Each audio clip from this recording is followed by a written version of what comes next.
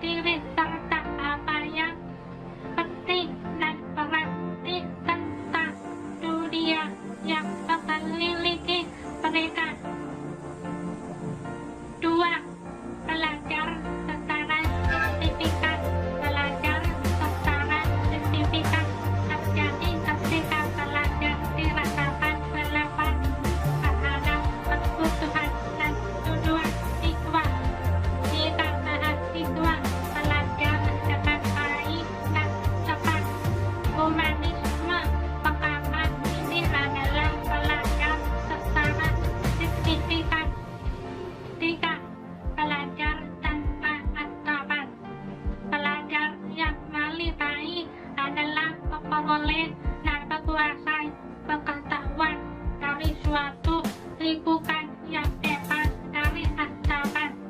Contoh, proses belajar di perguruan tinggi ketika mahasiswa dapat menguji kemampuan mereka, mencoba pengalaman baru, tanpa membuat kesalahan, tanpa mengalami sakit hati.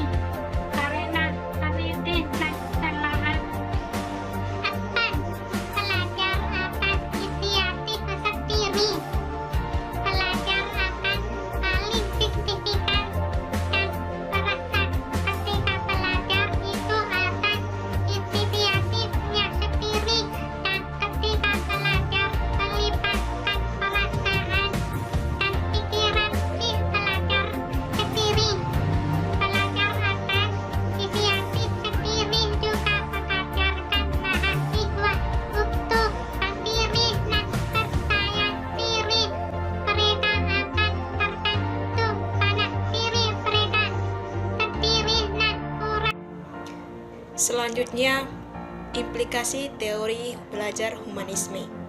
Adapun implikasi teori belajar humanisme adalah pendidik atau guru sebagai fasilitator.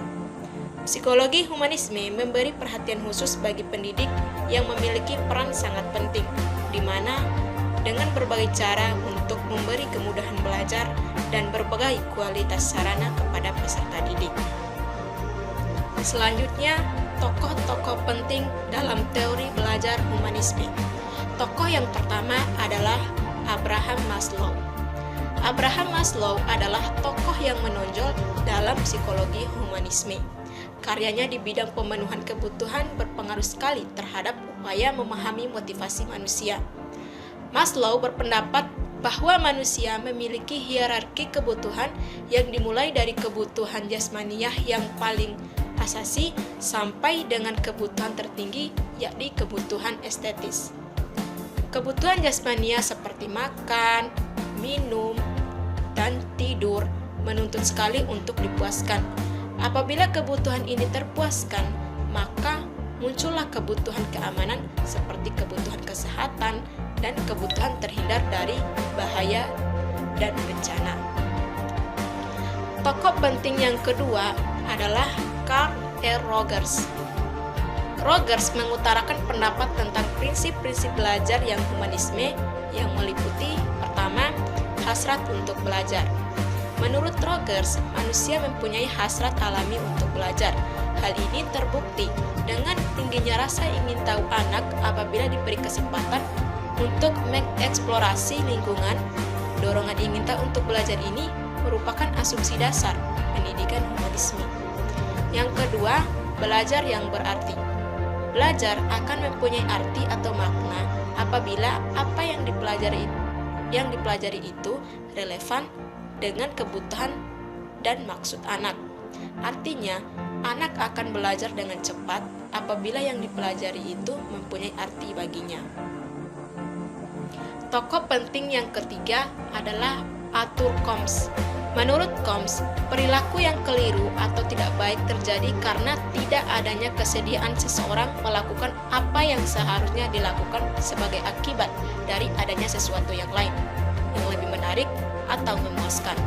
Misalkan, guru mengeluh murid-muridnya tidak berminat belajar.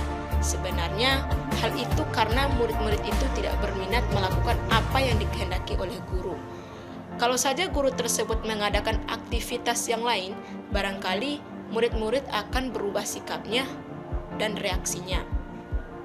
Selanjutnya, saya akan menjelaskan materi mengenai contoh penelitian dan penerapan teori humanistik.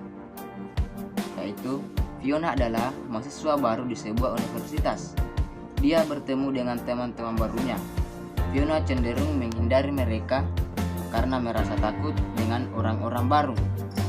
Temannya mencoba untuk mendekatinya dengan meminta nomor HP, mengajak makan bersama di kantin, tetapi Fiona selalu menolaknya. Bahkan ketika Fiona bersama teman-teman baru dan hendak pergi ke toilet, salah satu temannya menawarkan diri untuk membawakan dan menjaga tasnya, namun tetap ia tolak. Semasa ospek, Fiona dikenal sebagai orang yang kaku dan antisosial. Menurut Maslow, kebutuhan ini menampilkan diri dalam kategori kebutuhan akan kemantapan, perlindungan, kebebasan dari rasa takut, cemas, dan kekalutan, kebutuhan akan struktur, ketertiban, hukum, batas-batas, dan sebagainya. Kebutuhan ini dapat kita amati pada seorang anak.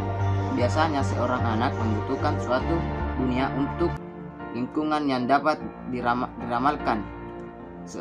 Seorang anak menyukai konsistensi dan kerutinan sampai batas-batas tertentu. Jika hal-hal itu tidak ditemukan, maka ia akan menjadi cemas dan merasa tidak aman.